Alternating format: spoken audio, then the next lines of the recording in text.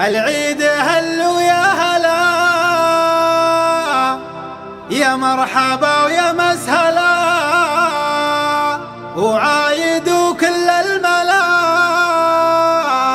كل عام وانتم بخير. العيد هلو يا هلا، يا مرحبا يا مسهلا، وعايدوا كل الملا، وكل عام وانتم بخير. فرحة عم المسلمين من عند رب العالمين، الله يوفقنا اجمعين. كل عام وانتم بخير، والعيد معناه حلا للي تواجد في الصلاة، ثم زار ربعه واقرباه. كل عام وانتم بخير، ونواصل الغالين فيه اشد ما نحرص عليه، فرحة وتظهر في الوجيه. كل عام وانتم بخير، وكم غالي غبنا عنه سنة واكثر من سنة، والعيد قربنا منه.